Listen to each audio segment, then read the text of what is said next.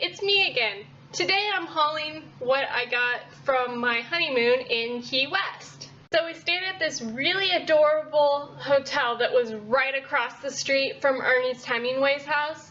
And we went there, and of course I had to pick up a few books. First up we have Ernest Hemingway on Writing. This is a book filled with tidbits of writing advice written by Ernest Hemingway himself. I also picked up copies of For Whom the Bell Tolls and The Sun Also Rises. What's really neat about these books, besides the fact that they have stickers on the front that say they're from the Ernest Hemingway house, is that they have these embossings on the first page, which you might not be able to see too clearly, but the embossing also tells you that it's from the Ernest Hemingway house.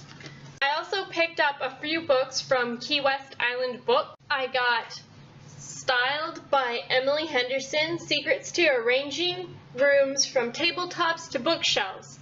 And what's really neat about this book is it has a lot of tips that you can make work in a real home. I also finally got myself a copy of The Great Gatsby. I read this in 12th grade.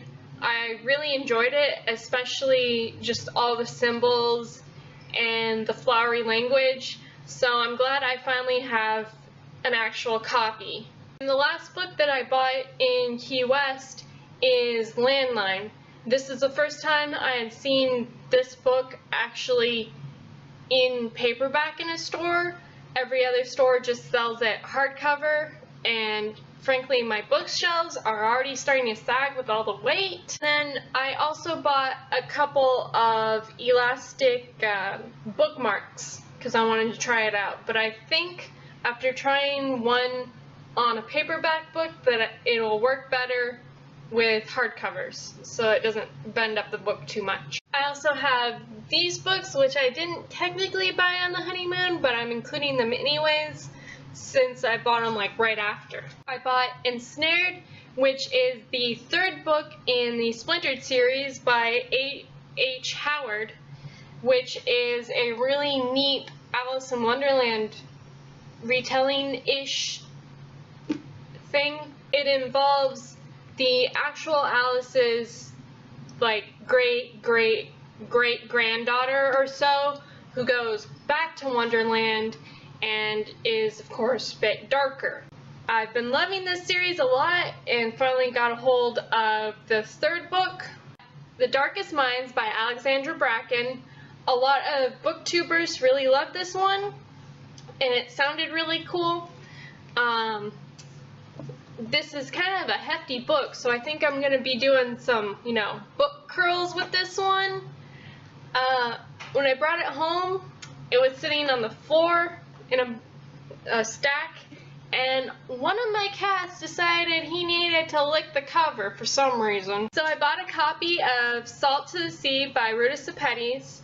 I figured that this being historic fiction will be really good for September, since for me September feels like a really good month to read historic fiction. And then lastly, I bought the paperback edition of Carry On.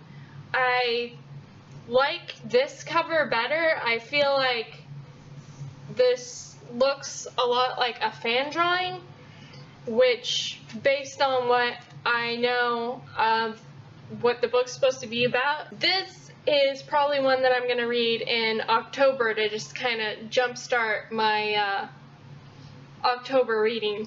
Anyway, that's all I've got for today. I will see you again soon. Please like and subscribe so you can see more. And click on that bell icon to be part of the notification squad. Bye! I also bought a copy... Huh? Open and close the blinds or something? Open and close the blinds like... Or open or close the blinds. Look, so see how I got two of them open and only one of them shut? Well, I'll try opening this one a little actually.